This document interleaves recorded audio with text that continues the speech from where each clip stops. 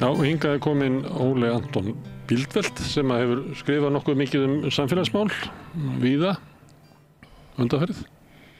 Já, rétt sæll. Já, ég fekk þig út af því, sko. Já. Það sem að, mér langaði að spyrja hvað þú skrifa, en mér langaði líka að spyrja þig, sko, af hverju ertu að skrifa? Já, sko, hvað ég að skrifa, ef við byrjum á því. Nei, ég vil byrja á hinu, sko. Já. Við endum þar. Já, en af hverju ertu að skrifa? Já, það nú, já. Sko, málið er náttúrulega það að ég norskur eins og ég sagði við áðan, fæddur í Noregi, átti norskan föður og íslenska móður og við fluttum hingað fjölskyldan þegar ég var 6 ára gamall, það var 1948. Og svo óx ég nú hér á grasi og gekk í skóla og annað og giftist og eignaðist fjölskyldu og fleira sjálfur. Stofnaði nú fyrirtæki þegar ég var 24 ára gamall sem að hét Nesco og var lög í 10, við rákum það nú í 22 ár. En lentum auðvitað þar í alls konar sviptingum aðalega vaxtafári og verðbólgufári sem var nú þá ennþá verri en nú er. Og þannig það endaði með því að ég fór ákvað að fara til útlanda og fluttist til Þýskalands í mars 1989 með minni fjölskyldu og 4 hundum og bjóð þar svo alveg fram til 2016 í 27 ár og hef svo verið einlega með annan fótinn í Þýskalandi mikið síðan líka vegna sem ég stend þar ákveðnum rekstri á fyrirtæki sem heitir Enox og það stjórnarformaður þannig að ég þarf að hafa nokkur afskipti af því og þarna mikið út og við náttúrulega vorum þarna það lengi að okkur þykir mjög vænt Hamborg og það svæði þar sem við byggum á. En síðan náttúrulega er þetta þegar ég kem hingað heim og búin að vera svo lengi í burtu að við vorum ekki svo mikið á ferðinni á þessum tíma vegna þess að foreldrar voru látnir og við eigum 3 syni sem allir búa erlendis. Einn í Danmörk og einn í Hong Kong og einn í Bandaríkjunum. Þannig við áttum ekki svo mikið erindi hingað en maður auðvitað fylgdist með, maður var nú áskrifandi af Morgunblaðinu og svona. En þegar ég kom hingað heim fór ég að velta fyrir mér að sko hver staðan á þessu blessaða þjóðfélagi, hvað við breyst þessi 27 ár og hvað framundan. Og ég náttúrulega fór að bera þetta sama við það sem að ég auðvitað upplifði í Þýskalandi og ég var reyndar víð Evrópu og mikið Asíu líka í samt viðskiptin. Og þá fannst mér að margt hefði bara varla breyst þessi 27 ár. Til dæmis náttúru og umhverfis og dýravernd að við vorum bara að hjakka þar í sama farinu á mjög lágu stigi og mér líka það illa því ég er mikill dýravinur og átti eins og ég nefndi áðan hunda og reyndar fleiri dýr og þótti að var vænt þau og gerði mér einlega grein fyrir því að þau væru bara jafngild ái menn að tilfinningum og viti þó þau væru öðru sér gerð. En þannig mér líka það illa og fór reyna að skipta mér að því. Nú síðan fannst mér illt að Íslendingar skildi ekki hafa opin augu fyrir því að Evrópa það sameinast og verða einn sterk og verða mætti vegna þess að þeirra fram í sækti að þá myndi sko fólksfjöldi og burðir í Evrópu verða tiltölulega litlir með það þróun sem að verða í heiminum og að skilir fyrir því að við getum varð okkar menningu og hagsmuni og okkar verðmætu öll í Evrópu væri að við stæðum sama sem einn sterk heild og einn sterkur aðili og þannig og svo voru menn að fjalla hér ESB og Evrópusambandið og Evrun og annað sem ég hafði fylgst með innanfrá í þessi 27 árum með Evrunni frá byrjun og ég hafði mikinn áhuga á þessu og fylgdist feikilega vel með þessu þannig ég kunni góð skila á þessu málefni og svo voru menn að tjá sig þetta hér og sá við hugmyndum hvað að vera að tala og ég var að skrifa þetta og benda á þetta. Nú, sko, til þess að taka Evrópu og ESB kannski sérstaklega aðeins að þá... Aðeins, af hverju þetta skrifa? Því að spurði ekki var það, af hverju þetta skrifa þessar greinar? Já. Þetta reyna að hafa áhrif á... Já, það sem ég að segja þetta, Gunnar Smári, að þegar ég kem hingað heim og virði fyrir mig vettvanginn, þá finnst mér margt mjög fínt. Ég tekið sem dæmi bankakerfið var mjög fullkomið þá þegar. Það fullkomna sem ég hef upplifað nokkur landi, menn gátu fart milli banka og reikninga bara á augnablikinu. Í Þýskalandi leið dagur milli færslan milli reikninga og banka og ýmislegt svona. Það voru flott að horfa hérna hvað var búið að bæta gatnakerfi og umhverfi og gróður og tré og annað og margt fínt. Og náttúrulega fólki elskulegt eins og hefur alltaf verið, en svo bara komið þessu hlutur, dýravernd, náttúruvernd, umhverfisvernd og svo sko pólitísk mál meðal annars og sérstaklega þetta, Evrópa. Og hérna áður en ég svara þessari spurningu hinni ætla ég að útskýra það sko hvað mér lá á hjarta til þess að skilji betur svarið við hinnu. Að ef við skoðum Evrópu á 100 árum að þá var það svo íbúar í Vestur-Evrópu voru 500 milljónir og allir jarðarbúar voru 2 milljarðar.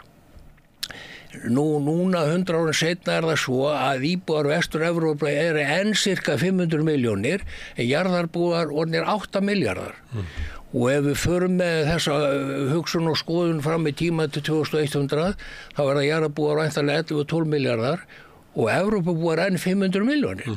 Þannig að Evrópa verður komin í 4-5% af jarðarbúum og þó að það sé náttúrulega mikið afl í Evrópu í gegnum þekkingu og menningu og vísind og tækni og hernar enda líka og alls konar önnur aðra hluti að þá náttúrulega verður ómögulegt fyrir Evrópa að verja sín landsvæði og sína tilvist og sína menningu og velferð ef að hún verður ekki öflug og getur varað sig sjálf og staðið á eigin fótum.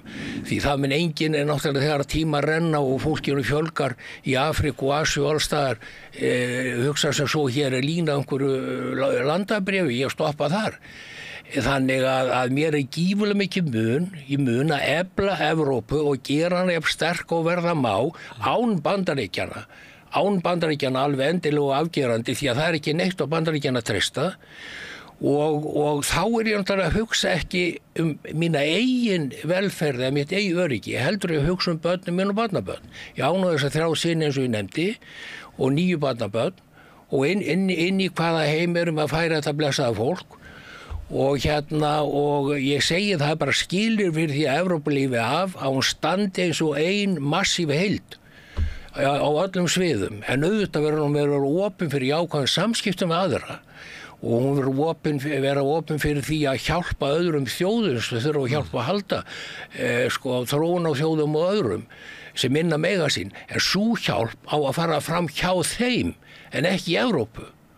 Að við þurfum að fara með okkar hjálparstarfsemi til Afríku, til Asíu og til allra þeirra svæða sem við náum til og höfum magn til að hjálpa og hjálpa þeim þar, hjálpa þeim til að byggja sig upp þar með okkar leiðsögn kannski og okkar peningum.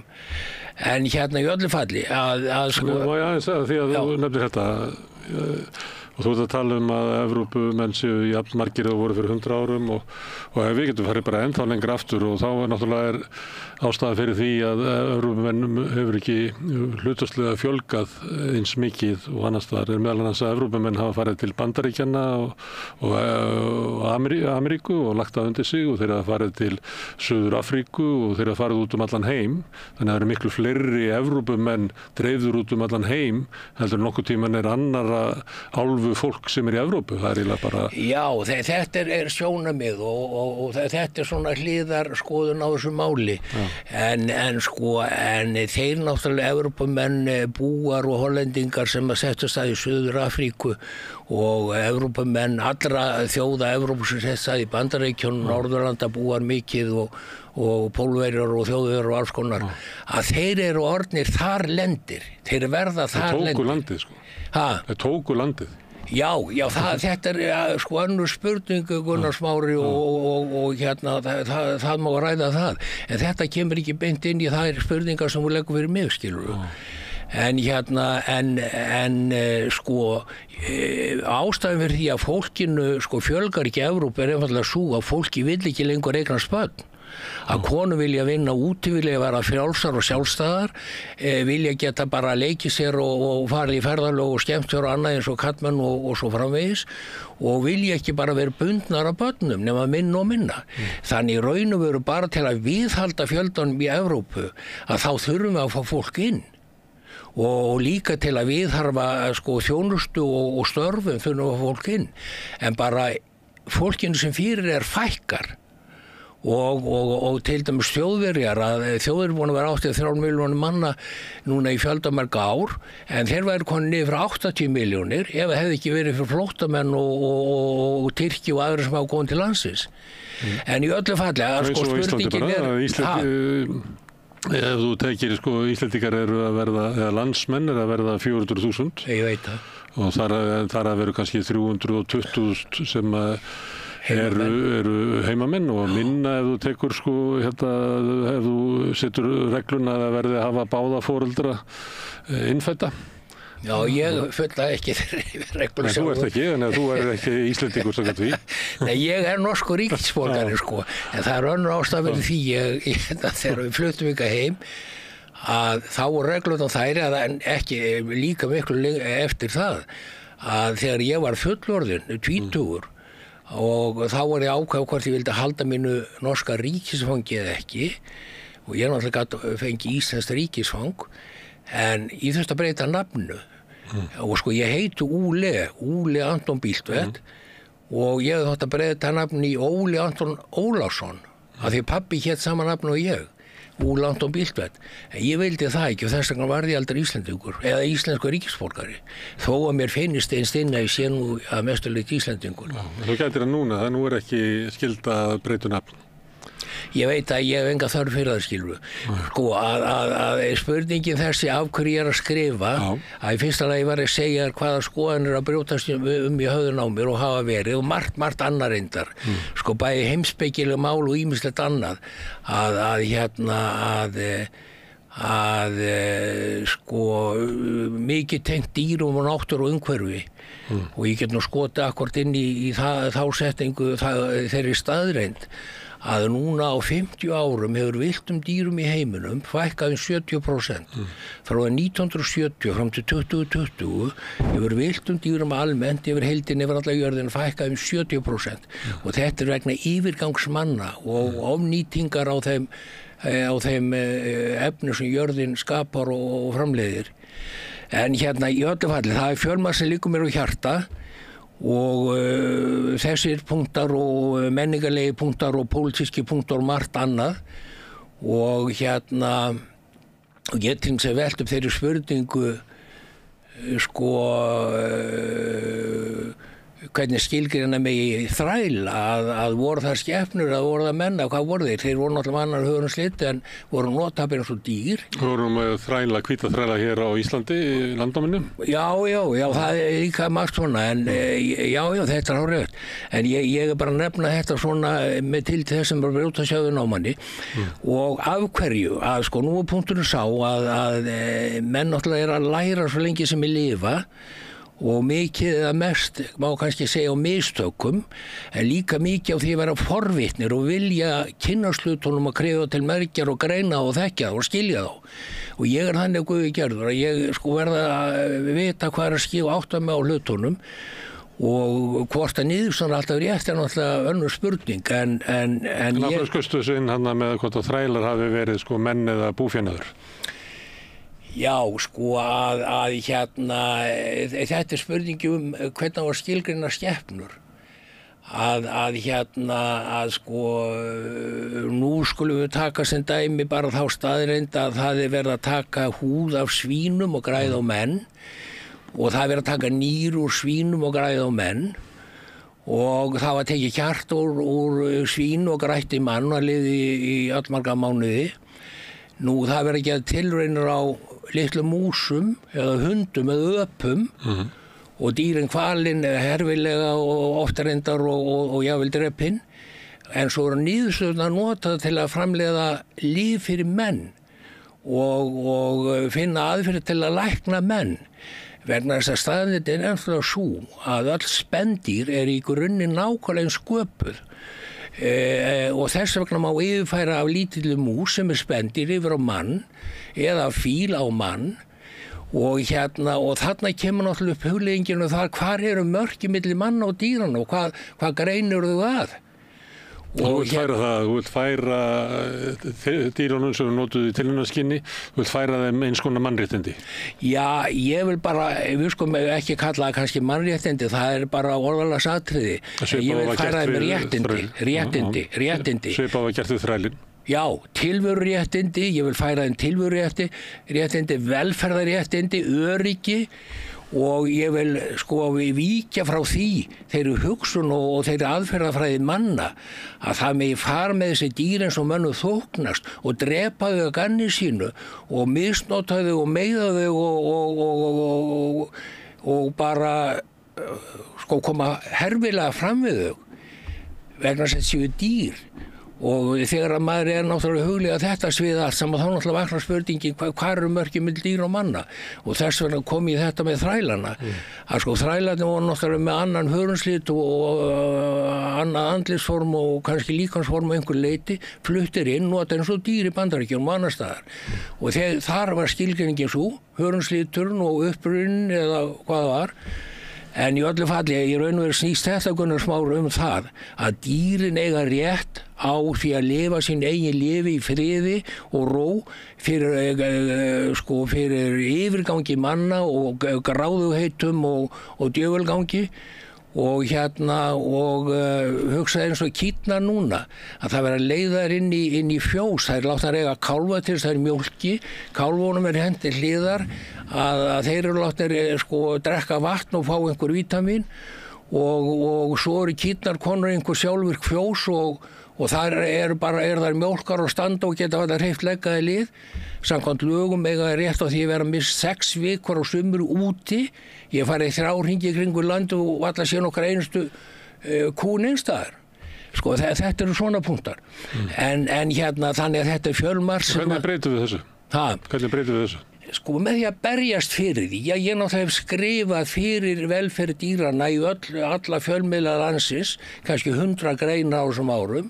Ég fer í Matvælastofnun, ég fer í Náttúrustofnun og tala við æðstu menn og ráðherra og allan þennan mannskap en bara kerfin hér á Íslandi svo niður njörfuð, hagsmunakerfin af sérstaklega sjálfstæðismönnum og Framsókn sem hafa stýrt þessu landi í 100 ár og þeir stýri ekki bara gegnum sín pólitísku ítök með þeir eru við stjórnvölin heldur líka gegnum embættismannakerfið sem eru búin að byggja upp og tryggja sig með þannig að það bara eins og hlaupa á vegg að ætla að fá einhverju breytt að við getum tekið bara lítið dæmi að það verið að drepa hreinkýr frá kálfum frá 1. ágúst kálfarnir fæðast sem mánaðamótin apríl-maí eru rétt 8 vikna það ekkert spendir sem fært að sjá sig sjálft 8 vikna gamalt, hvorki kálfur nýja hundur, nýja köttur, nýja neitt dýr 8 vikna, það þarf á móður að halda eða hjálp, leiðsögn og hér búið að vera að drepa hreinkýrnar frá 1. ágúst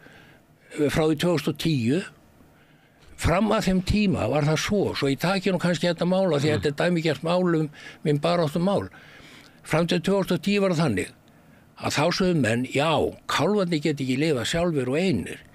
Þannig að þá drápu kýrnar og kálfarna með. Það var reglan. Já, við verðum að drepa kálfarna með. Því þeir get ekki stáð eigin fótum. Það veri algjört dýraníð að láta það lifa einu eftir.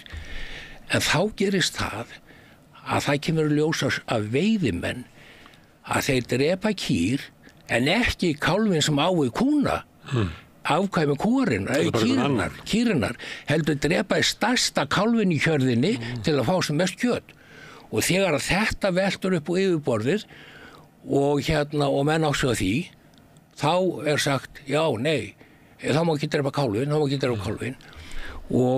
nú þetta búið að ganga svona í 14 ár ég búin að berjast fyrir því að greiðatími kálfverði lengdur allavega til 1. september þannig að dýrin verði í staðinn fyrir að vera 8 vikna verði allavega 12 vikna þegar það fara að drepa mæðurnar og ég búin að fá fagráð velferð dýra með mér í þetta en bara tök veiðimanna á ráðherrum og allt þetta kerfi bara svo ofursterkt að það getur enginn hagga við því. Sko núna umhverfisráðherra sjálfur, hann veiðimaður og hann í þessum hópi og allt liðið, tölvöld lið í kringum hann í ráðuneytum og annars staðar. Þeir fara austur, drepa hreindýr, fá sér kannski að drekka og skemmta sér og allt það. Ég nú ekki að segja það við alla, en sko þessi kerfi þannig Smári að þetta rosalega erfitt eiga við þetta. Má ég spyrja einu það, þú segir, þú veist, Framsóknarflokkurinn og Sjálfstæðisflokkurinn og kerfið í Íslandi, það farið illa með dýr í Þýskalandi og það ekki gott að vera svín í Danmörku? Nei, sko að það að eitthvað sé illt einhver staðar konar Smári. Ég er bara að tala um hvað það Ég skil þig, en sko ég fæ oft svona melding og spurningu og þá segi ég að eitt illt getur aldrei réttlætt annað illt og þó ég get ekki barist á móti öllu því illa sem alls þar allan heim, geti barist gegn einu illu máli sem akkurat hér fyrir fram að mig. Þannig að sko það mikið illt í þessum heimi og eftir því sem ég eldist þá ég að fárast meira yfir því hvað mannkynið eiginlega sko lágkúrlegt margt hvert sko og Þið þykir vænna hundin eins og Já, ég geti tekið undir það. Þú kynnist manninum betur. Friðrik Mikli sagði eftir því að ég kynnist manninum betur þeim meira kann ég veta hundi minn og það geta flesti tekið undir það sem ég í þeim sporum og ég gera það. En hérna þá spyrðu að hvert að skrifa þetta? Nei, ég tökum Evrópu. Já. Þú ert líka að skrifa hana.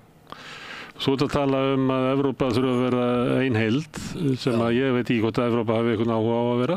Svo til þess að verja velsæld í Evrópu, það hellinga stjórnmálaöflum sem að vilja bara grafa undan velferð Evrópu og velferðarkerfum og í Evrópu hver höndin það hægra öfl sem að þú ert tala að sko að það þau eru ofta að vilja byggja upp sko velferð bara fyrir sitt fólk en ekki fyrir aðra. Já, en þetta bara gengur ekki lengur svo hugsun að þegar hægt að fljúga sko hringinn í kringum hnöttin eða hinum á hnöttin á 12-18 tímum að þá verðum við átt okkur því að jörðin orðin ein heild og mannkyni getur ekki aðgreint sig með landamærum. Loftið eitt og það sama, hafið eitt og það sama fyrir fjölmargar þjóðir og við verðum átt okkur á því að í gegnum tækni og þróun mannkynið orðið ein heild og jörðin og allt það og við verðum að deila sem með okkur og skiptu sem með okkur og náttúrulega hver og einn býr á tilteknum stað og vera að vinna út frá því en samvinna og samstarf ekki bara innan Evrópu heldur allan heim lífsnauðsyn. Þannig að en þá kemur að því sama og ég nefndi áðan maður verður að byrja einhver staðar og mér feikilega Evrópu og sé hana sem sérstaka veigamikla einingu í framtíðina. Ég treyst ekki á Bandaríkin. Má ég spyrja af hverju það það við náttúrulega bara sjáum stjórnmálamennina, Donald Trump og aðri slíkir þeir geta vaðið uppi og ég vil segja svo því að vera kjörnir aftur núna. En við höfum gert Wilders og við höfum Le Pen og við höfum Meloni og Evrópu. Já, en ég skal segja það skrýtna hérna að sko að það náttúrulega eru þessar róttæku þessi róttæku flokkar í Evrópu Svíþjóð, sænsku demokratarnir og AfD í Þýskaland og svo framvegis Le Pen auðvitað og hérna og á Ítalíu náttúrulega gamall nasistaflokkur sem að Mussolini sjálfur stofnaði. Sko, þetta eru hægri öfgamenn í mínum huga, ég skilgrina á þannig og þjóðirnir sinni náttúrulega og þeir vilja einbeita sér að sér og sín megin hagsmunum. Þeir vilja hugsa svaklega þröngt og vilja ekkert gera fyrir aðra eða lítið. Vilja draga úr völdu Brussel og auka völd þjóðríkjanna. Já, en bara það furðulega sem hefur gerst þetta, það fyrir svona 5-10 árum var þetta svona mjög sterkt AfD í Þýskalandi þeir sögðu út úr ESB en nú allir búin að skilja að við verðum að standa saman. Þannig með sem Meloni, hún mjög sterk inn í hérna ESB forsætisráður og hópnum í dag og allt þetta fólk vegna þess að það skilur það að það ekki hægt að einangra hagsmuni eftir strikum á landabréfi af því að þetta Ítalía vegna þess að það ekki þetta allt galopið, loftið opið, flugur opin, menn fara og koma og það alltaf hægt að hemja landamæri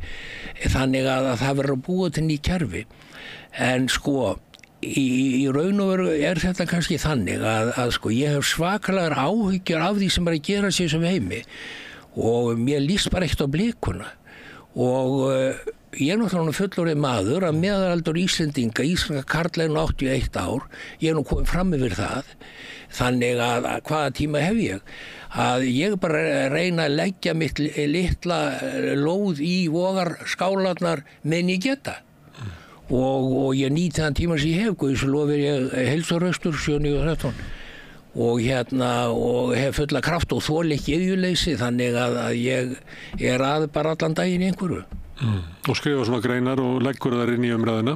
Verður varfið það greinandinn reyfið við fólki og veltur fyrir það hvort það sé tilgangur með þessu? Að ég nefndi það áðan að það væri sumt eins og hlaup á vegg og það er þannig Gunnar Smári Ég skal segja hvað þetta er að hver og einn maður lifir í ákveðnu umhverfi og hann svona skilur það vel eða best og ég er búin að búa það lengi erlendis og eiginlega allir sem ég þekki sem hafa búið erlendis, þeir taka undir með mér að þeir skilja hvað er að tala en þegar ég er að tala tiltekið mál við heimamenn sem hafa kannski farið í sólafrí til Tenerife eða eitthvað en aldrei lifað og hræst og upplifað önnur lönd, aðra menningu, annan hugsunarhátt, aðra síðu, aðra venjur, að þá skilja eitthvað að tala þeir nenni að hlusta á það oft. Þannig að eitthvað þokast þetta nú og ég náttúrulega fer nú stundum út á veitingastaðið og annað og labba götur bæjarins og hitti þá menn sem ég aldrei sé og þeir ganga til mín og eru þá að þakka mér fyrir mín skrif. En þannig að það er nú einhver svona, það eru einhverjar undirtektir. En en ef maður vill reyna að gera eitthvað, að þá náttúrulega reynir maður það, jafnvel þó að horfurnar sé ekki góður, jafnvel þó að gangi lítið, ef að menn hafa kraft til að gera það. Ég er ekki að draga úr þér, ég er eiginlega að fá þig hingað, ég vonum að þú hvetir annað aðra til þess að taka þátt í að samfélagi okkar verður náttúrulega því betra því sem fleiri sem að taka þátt og Já, ég er sammála þessu, ég er að því Gunnar Smári og ég held nú að ýmislegt sem ég sé að reyna að gera hafi einhver áhrif og og dropinn hola steini eins og við vitum en í öllu falli að þetta er svona óþægileg og erfið barátta út af aðalega því að menn eru bara ekki þeir við tölum íslensku allir hér og allt það en bara bakgrunnur og upplifun og reynsla og þekking býr þar aðra íslensku heldur en þeir sem að koma úr öðru umhverfi og öðrum heimi. Þannig að maður er eitthvað að tala saman svona já. En útlendingandi sem hafa upplifað svipa og ég að þeir eru eiginlega allir á mínu máli eða allir sem ég þekki eða verð var við. Þú talar svona andstöðu og svona að hér séu svona einhverjar klíkur, einhver stjórnmálaflokkar svakalega klíkur maður, það versta bara sem gerist. Heldur að Ísland sé verð farið af svona klíkum heldur en flest önnur samfélag? Já, auðvitað er alltaf hagsmunatengsl milli manna. En það auðvitað smæðin og fámenni hér býður þessu heim. Ég er ekki að segja Íslendingur sé eitthvað verri en aðrir af því að það er meiri klíkuskapur. Heldur eru það aðstæðurnar sem skapa þetta. Frændsemi, menn eru saman í skóla. Það nánast, það eru gífurlega mikil tengsl milli manna í gegnum frændsemi og annað. Og önnur tengsl og hagsmunatengsl og svo bara myndaðir hagsmunaklíkur og verja sína hagsmuni og það er erfitt að hrófla við því mikið. En í slíku umhverfi þá er það oft þannig að það skiptir kannski engu máli hvað þú segir, heldur er það hver segir það. Þannig það er hlustað á suma sem eru þá inn í klíkunni og þeir sem eru utan þeirra það get ekki marka á þeim að því að þeir skipta í klíkusamfélagi þá skiptir sá sem eru utangar sig engu máli. Nei, það er alveg rétt að ég hef nú deilt mikið á Bjarna Benediktsson. Ég hef deilt á Sigur Inga líka þó það sé ágætis náungi, ég hef átt gott tal við hann en okkur greindur nú mikið á í dýramálu og hann er dýralæknir. Já, hann er dýralæknir en þetta er fínasti náungi mennta í Danmörku en hann hefur litla tilfinningu í dýrum og mitt samtal við hann snerist nú mikið hvalveiðar sem ég náttúrulega var algjörlega á móti en hann taldi bara í góðu lagi en sko já, þessar klíkur þær hafa tryggt sér sko tök og ítök og völd og þær vísa öllum utan að komandi á bug sko. Þannig að það engin leið til að fella sko þær klíkur sem að Sjálfstæðisflokkurinn og Framsóknarflokkurinn hafa byggt upp myndað í bara frá því 1944 eða frá því 1920-30 frá því 1918 sko nema með því að það komi nýjir flokkar með þá betri hugsun og betri skilning og tilfinningu fyrir jafnræði og lýðræði og öllu því sem við þurfum á að halda og hirði völdin ekki sko og verði fái ráðherrastólana til lengri tíma lágmark í 8 ár 12 ár þá þetta að breyta þessu þá þetta að losa klíkurnar og öll þeirra kerfi smám saman brjóta þetta upp og breyta þjóðfélaginu. Það er að bylta því. Já, það er bylting í þeim skilningi en náttúrulega ekki með valdi. Nei, eins og það hefur svo verið. Bylting. Við getum hort á síðustu 40 ár og sagt að það hefur verið gerð bylting á Íslandi. Já, það er alltaf nota orð. Þannig að þú segist að þú sett á níræðisaldri. Já. Þín skynjun á samfélaginu, er hún ólík því núna í dag eða þegar þú varst kannski 40 eða? Já, allt önnur. Hver er munurinn? Já, sko, þá kemur bara aftur því sem ég var að nefna áðan að umhverfi skapa mann mikið og móta mann mikið. Að ég er náttúrulega kemingar 6 ára gamall eins og ég nefndi og bý hér, gengi í Gagnfræðaskóla, Menntaskólann Akureyri, byrja nú í háskólanum en var komið konu og börn og fór fljótlega í viðskiptin en ég náttúrulega lifið þá og hrærðist í þessu þjóðfélagi var í stutti Sjálfstæðisflokkinn og svona og mér fannst þetta bara allt ágætt hafði ekki verulega tilfinningu fyrir dýrum en ég var ekkert skárri bara en hinni sko með þessi mál og rakst Nesko þitt fyrirtæki bara? Já, ég rak Nesko, við vorum öflugir náttúrulega. Hljómflutningstæki og hvað fleira? Já, sjónvarpstæki, hljómflutningstæki og slíka hluti og vorum hér náttúrulega í fremstu línu. En þetta náttúrulega og fórum nú reyndar sko strax 1974 að stað með rekstur erlendis í Noregi. En það er nú saga. En síðan fer þetta á hausinn, eða ekki?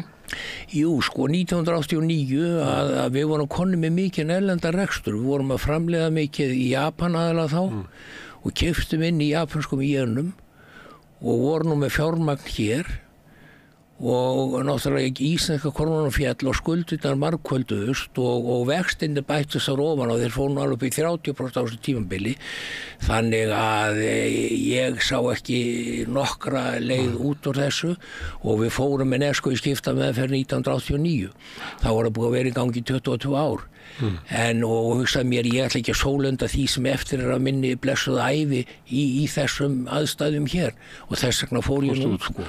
Er það þetta áfall getur við sagt sem að breytir afstöðinni ekki það að maður sem er fertugur hugsar öðruvísi heldur en maður sem er á níræðisaldri? Nei, sko að auðvitað þetta áfall að það sko hefur setið í mér upp á það að gera hvað íslenskan krónan er mikil vandræðagripur og okkur vextirnir sem henni fylgja og þessi peningastjórn sem að er hér í höndum Íslendinga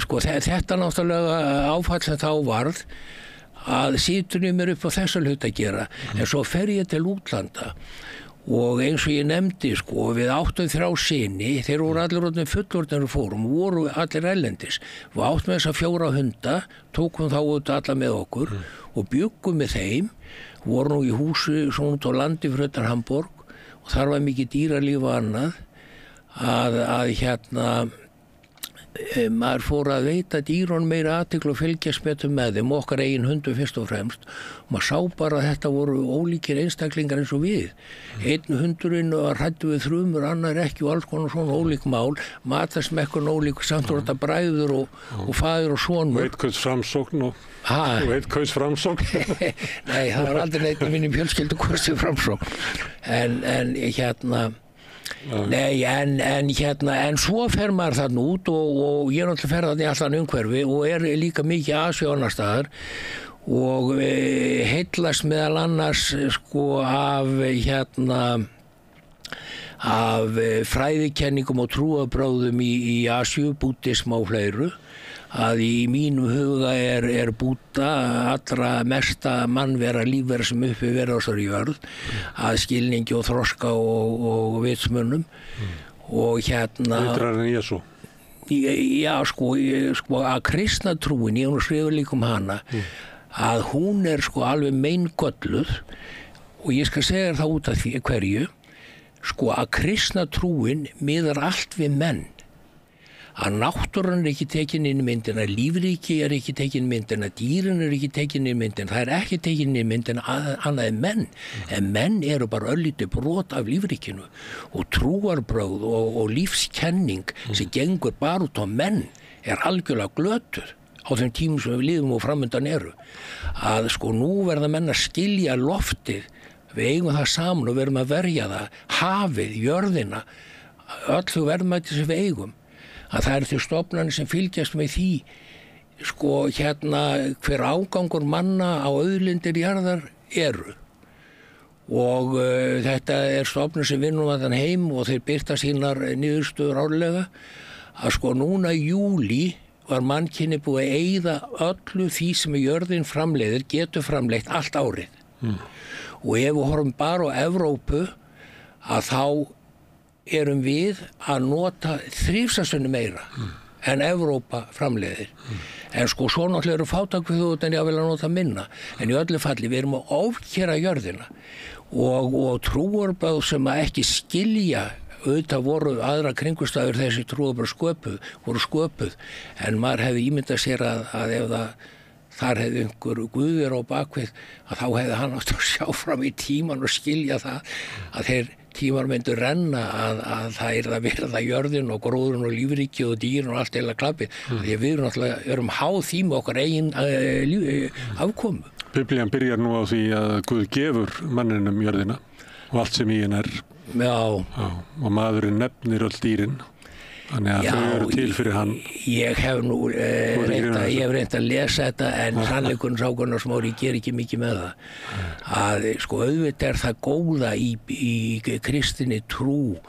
Það boðskapurinn að menn séu góðir og brjóti ekki af sér og komið fram með aðra eins og vilja komið sér fram við þá sjálf og annað, stel ekki og myrð ekki og allt þetta. Það auðvitað góður boðskapur og uppbyggilegur en margt náttúrulega bara sko út í hött í mínum huga. Nei, já, Jesú fór ekki vel með svínin, hann tók illan anda úr mönnum og sett í svínin, hann þau hlupu fyrir björg síðan.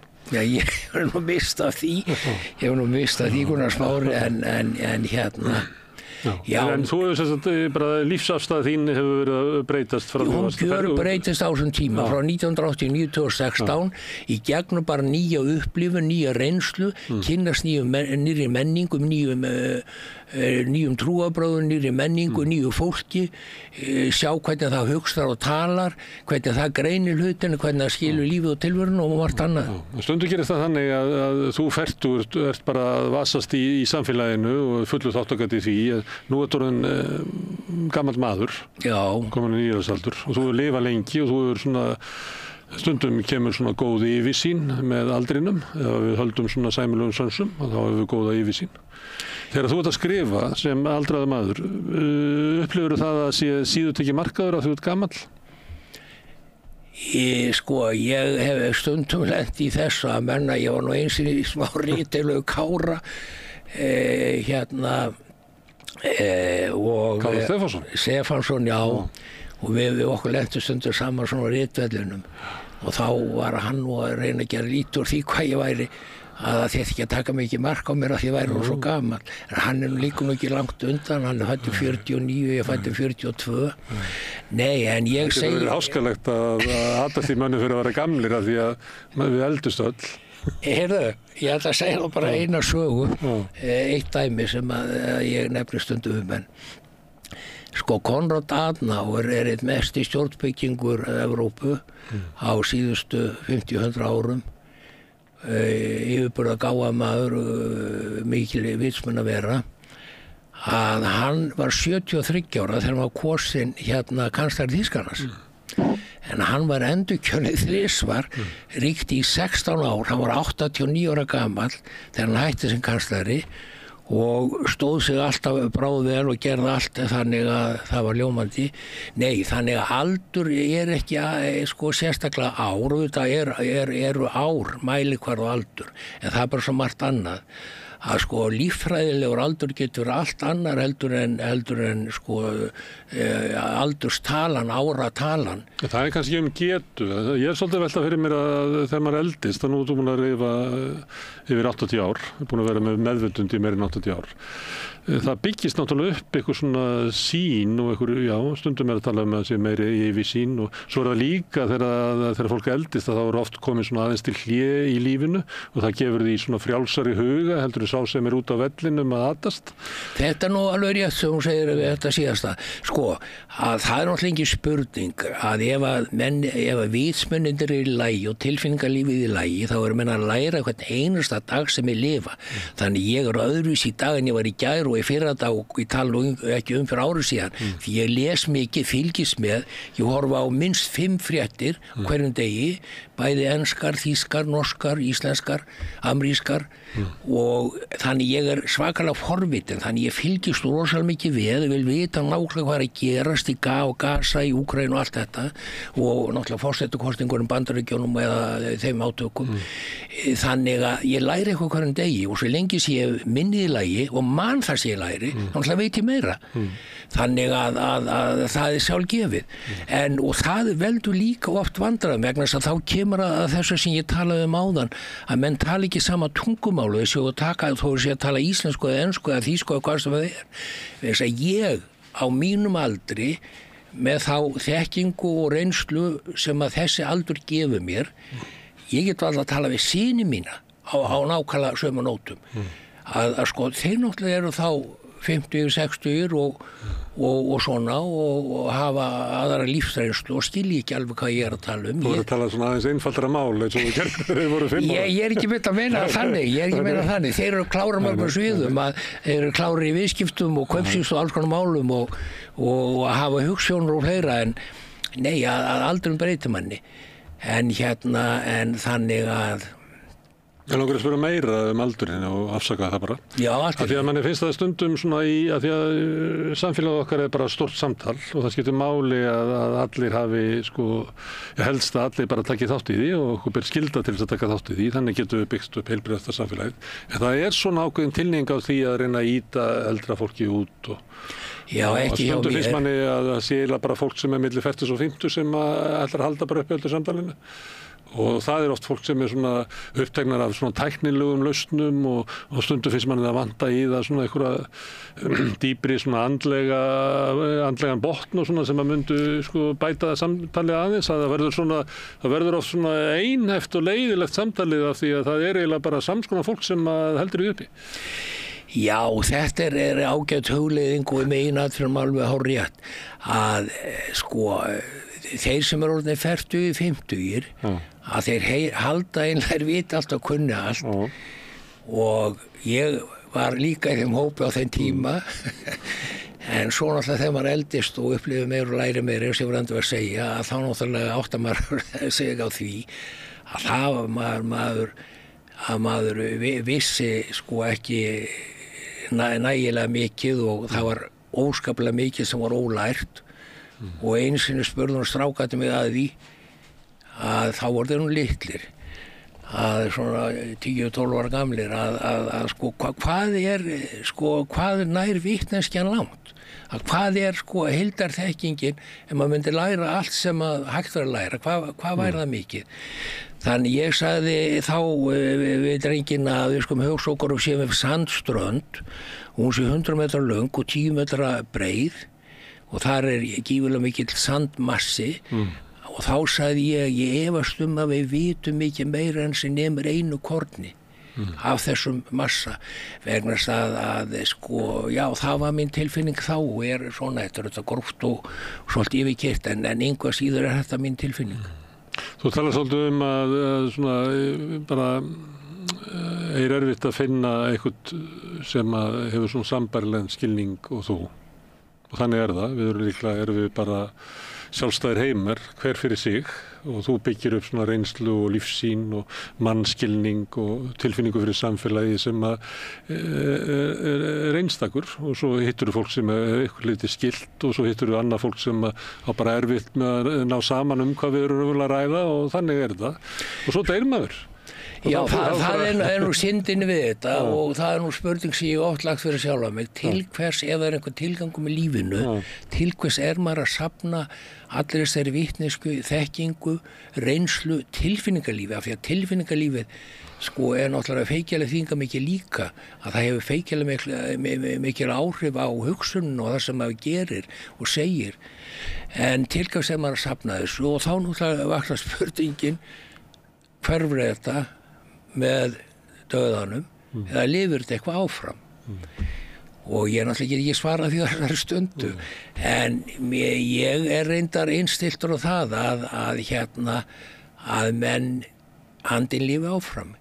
Ég er sannfærður það og ég getur sagt það kanni, ég er svo sannfærður það að ég fór til manna í Þýskalandi sem eru sérfræðingar í því að dáleiða menn og segja þá við mann að ég get flutti yfir í fyrra líf og ég lét gera þetta við mig og fór vist yfir í annað líf sem að reyndar var þá mannvera sem fættist árið 1000 og dó 1066 en ég fer nú ekki nánar út í það en það var mjög merkileg reynsla og ég sagði nú í dáleiðanda stóði 3 tíma þessi dáleiðsla að ég sagði við hann þetta ekki bara eitthvað helvítis rugl ef maður ekki bara ímynda sér þetta all einhvern veginn þegar þú leiðir mann svona áfram með spurningum og öðru sagði við dáleiðanum og hann sagði jú það getur verið nokkuð til í því en það er eitt sem að lífur ekki og það er tilfinningalífið og þú grést 4-5 sinnum á þessu ferðalagi sem ég setti því.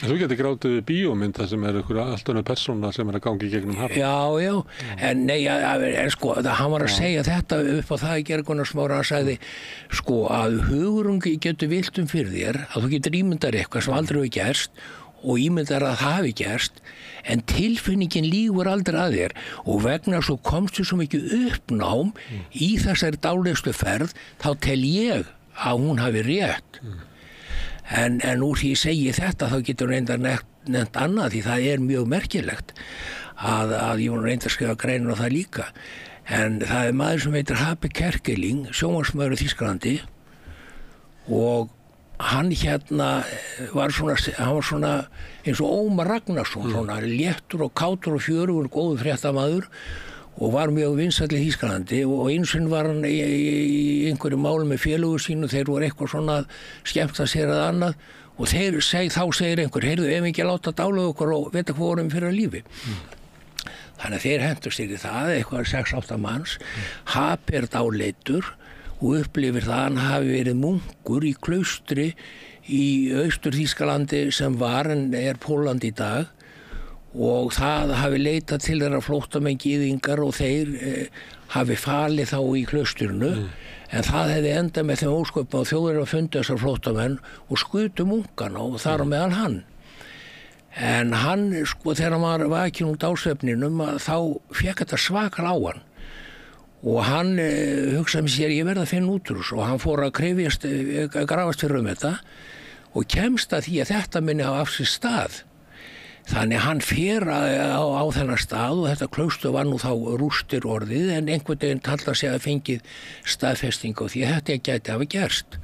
Þannig hann bara gjörbreytir sem mannvera og fer nú Jakobstíginn á Spáni til svona reyna átt þess að lífinu og tilverunni kemur svo tilbaka og skrifa bók þessa lífsreynslu.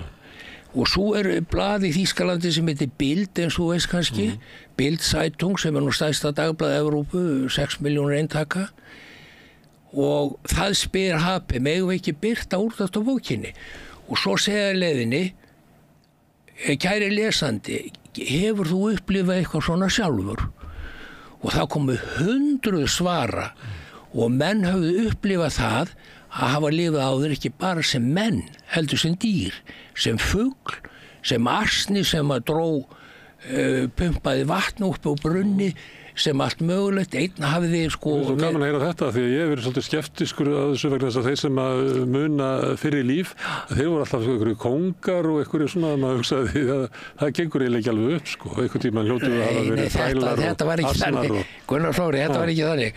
Að þeir sem að svöruðu, einn til dæmis, sagði að ég var svertingi í ákveðnum, sko, svertingja hópiflokki, þjóðflokki í Afríku, og ég vissi nákvæmlega hvar ég hafði verið og hvað hefði gerst og ég þekkti sko ættingja mína og ég er búin að fara 30 sinnum í þessu lífi til að vera með ættingjum mínum úr hinu lífinu.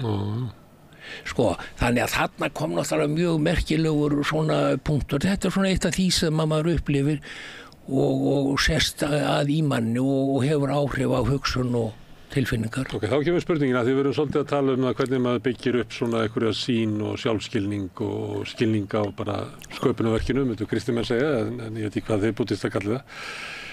Þegar þá deyrið, sem verður vonandi sem seinast, verður langt í það, og svo fæðist aftur.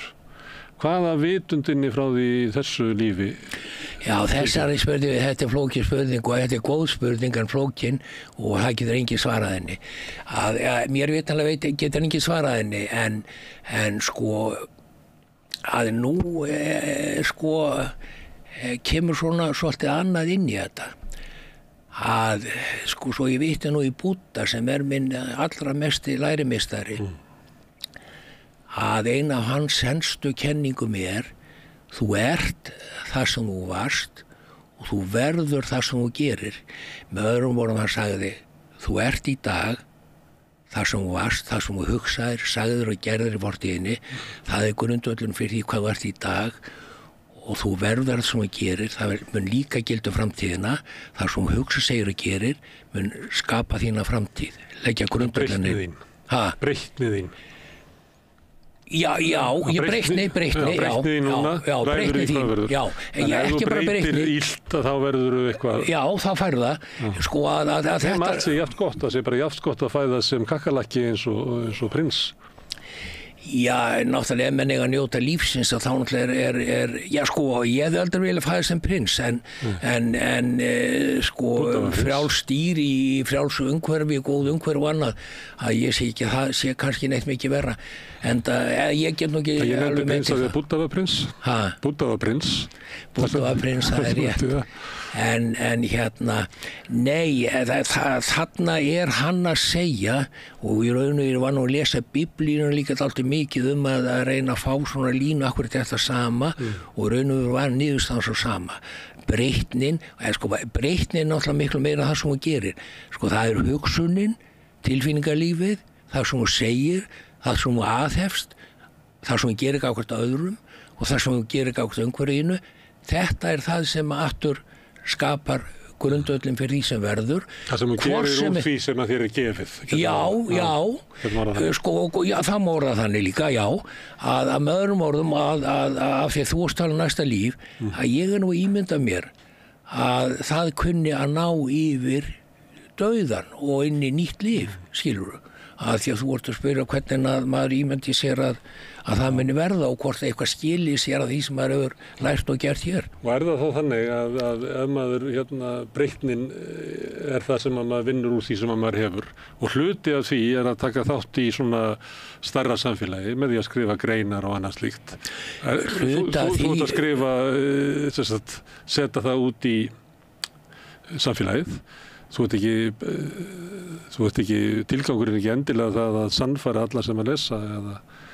Já, tilgangun er þetta svo að dreifa þessum hugmyndum og þessari hugsun sem að allt náttúrulega byggist á reynslu og þekkingu og tilfinningum að sko ég er að berjast fyrir dýrunum vegna þess að þau get ekki berjast fyrir sig sjálf, þau get ekki tala fyrir sig sjálf og ég sko eins og ég sagði áðan ég er búin að skrifa yfir 100 greinar dýrunum til varnar og til að útskýra þeirra hlutskipti og þeirra hörmulegu stöðu í mörgum tilfellum og hvernig farið er með þau bara eins og dauðan hlut og sko þú náttúrulega sjálfur að berjast fyrir betra lífi verkamanna og allskyns fólk, sennilega allra, vel á að vera. Nú, þú varst að tala með eldra fólki áðan og þeirra hafa hagsmunni og það yngra fólki var að ýta undir liðar, að ég náttúrulega hef skrifað greinar það og komið þá tillögu að menn sem að næðu 70 aldri eða 75 ára aldri eru skattlausir. Að ég sagði að þegar menn eru búin að vinna í 50 ár og skila sko sínum skvöttum og skildum í hálfa öld, að þá er komin tími til að gefa þeim grið vegna þess líka að þeir eru komnir á mjög erfitt aldurskeið.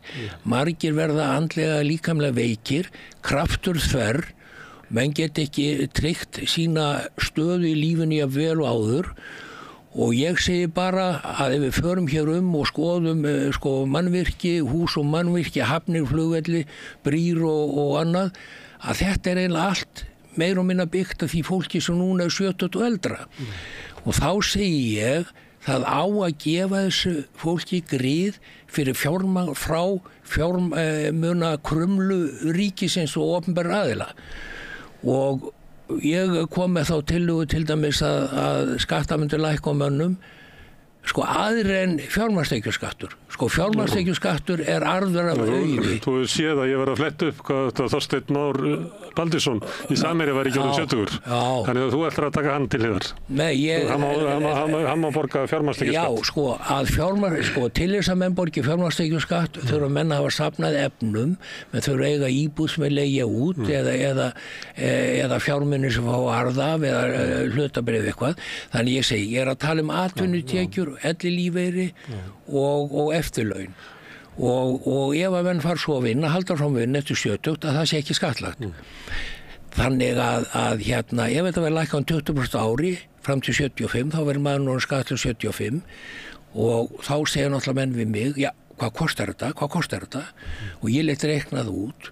Ég baði Hagfræðistofnun Háskólans að reikna þetta út fyrir mig og þeir komast að því, þetta var reynda 2 ár síðan, að það myndi kosta 21 miljard á ári ef þetta verið gert, ef að 75 ára eldri eru skattlausir. Það er að segja, greiða fullan fjármagnstekjuskatt, fullan skatt af eignum og auðæfum en ekki af tekjum. Og þessi fjárhæð 21 miljardur að sko ríkisbankarnir eða bankakerfi það malar upp undir 100 miljard ári, svona 1/5 af því, að sjávarútvegurinn gróði útvegsfyrirtæki svipar áru 100 miljardar. Auðvitað er þetta umtalsvert fé, en hvað er verið að gera? Það er verið að sko veita þeim borgurum sem byggðu þjóðfélagið og við öll njótum, sem allir njóti í dag, það er verið að létta af þeim þegar erfiðasti tíminni þegar lífi tekur við. Og margir náttúrulega fara andlega og margir líkamlega og allir verða eitthvað veilar en voru áður og eru verri í stakk búnir að annars sína hagsmunagæslu. Og ég kom nú með eina tillögu í þessu sambandi sem var það að það yrði að erfðafjárskattur hækkar, hann er ekki með 10% í dag. Svo ég reiknaði þann út að cirka með því að hækkan 15%, að þá myndi það dekkast af fjárhæð. En menn eru nú margir svakalega viðkvæm fyrir því, hvað verður hirða af manni þar sem marg búið að skattleggja og annað. En ég bentur nú mönnum á það að í Bandaríkjónu fer erfðafjárskatturinn upp í 40%. Eins og var hér bara fyrir ekkert svo lengur síðan. Já, var það, já. Á þrepaskiptur, sko, þannig að held að efsta þrepi hafi verið 45%. Já, sko, í Þýskalandi er það 50%, í Danmörku er það 50% og í Danmörku er bara, eru erfðirnar, arfurinn er bara sérstakur lögaðili og þá bara segja menn að sko þessi maður safnaði sínum efnum í því umhverfi sem hann lifði í og þess vegna er ekkert óeðlilegt að það skili hluta því tilbaka inn í samfélagið, inn í umhverfið þegar hann fellur frá og getur ekki notið lengur sjálfur. Nú, menn voru óður og uppvæði með þetta, hvað ég væri einlega að gera og annað og ég var nú að tala við stjórnmálamenn og aðra þetta en ég stend á því fastar í fótunum að það væri mikið réttlætismál gagnvart eldra fólki ef að þetta kerfi kæmist á annars vegar en hins vegar mikið hagsmunamál fyrir þjóðfélagið vegna þess að reynsla kunnátta færni á öllum mögulegum sviðum myndi haldast inn í þjóðfélaginu. Og sko þeir sem að eru færastir hér í landinu í elli málum og stöðu heilbrigðisstöðu eldri borgara segja að það mætti spara milljarða ef að vera hægt að ná upp hærra heilbrigðisstigi hjá eldri borgurum og halda þeim meira gangandi með andlega og líkamlega þannig að þetta geti verið bara sko þjóðhagsmál líka. Með öfugt kerfi sem núna sem eiginlega dregur úr virkni. Já, bara að ef menn fari að vinna, ef að menn eru með ellilífeyri eða og eftirlaun og fara svo að vinna, það bara fer allt í skatta, launin. Herðu, Óli, takk fyrir að koma hingað og spjalla. Já. Gaman að fá þig. Já, þakka fyrir það. Áhugavert að tala við þig. Hvað segir þú? Ég segi áhugavert að tala við þig. Já, þakka fyrir það. Og gangi bara að skrifa þessu mest. Já, þakka fyrir það. Ég reyni það. Þú voru að berjast fyrir þínu máli líka. Þetta bestu getu og þú ert heldur ekki að gefast upp. Þú ert reyndar ekki mjög gamall en ég eldist. En þú eldist. Ég næði þér á endanum. Ég sko vona það. Herðu, kæra þakkir. Já, allt í góðu. Og ég þakka öðrum gestum sem hingað komið og ég þakka Birni Þorláks kærlega fyrir hjálpina og Pétri Fjellsteð fyrir að taka upp og senda út og ykkur fyrir að hlusta og breyta þessu samtali okkar í fjölmiðlum. Minni á eins og ég ger alltaf að þið geti hjálpað okkur að byggja upp dreifikerfi með því að benda vinum og vandamönnum á efni á samstöðunum sem ykkur líkar. Þannig hefur samstöðun byggst upp af góðri afspurn. Þið getið sagt frá því að það má finna efnið okkar á Facebook, á YouTube, á öllum hlaðarsveitum, í útvarpinu 89,1 á FM á Stórhöfuðborgarsvæðinu og það má sækja þær útvarpsendingar líka á spilarann, spilarinn.is á netinu og spilarinn líka app sem má hlaða niður í símann og hlusta á samstöðuna á alla íslenskar útvarpsstöðvar hvað sem er í heiminum, það sem er net. Við erum komin í sjónvarpið til þeirra sem að fá sjónvarpið sitt frá símanum, þar er númer 5 á fjarstýringunni. Kannski mun önnur fjarskiptafyrirtæki bjóða sínum viðskiptavinum upp á efni frá samstöðunni 24 tíma sólarhring, 7 daga í vikunnar, allan ársins samfélagsumræðu við þetta rauða borð og í öðrum þáttum samstöðunnar. Samstöðin hefur verið byggð upp af þeim hlustundum og áhorfendum sem hafa gest áskrifundur. Þið getið slegist í þann hóp með því að fara inn á samstöðu.is, það er hnappur sem aðstundur áskrift og skráðu ykkur fyrir 2500 krónur sem grunn áskriftin, þeir megi borga meira eða við líðu og því sem að kjósið getur átti áskriftin að reyna þessi félagsgjöldin í Alþýðufélagið og það er Alþýðufélagið sem á og rekur samstöðuna. Þetta er fjölmiðill í eigu áhorfenda, áheyrenda og lesenda. En ég segi þetta gott í kvöld, við verðum aftur með rauða borðið á morgun klukkan 8, sjáumst á og góða nótt. Segðu það á Samstöðinni. Samstöðin er í eigu hlustenda, áhorfenda og lesenda.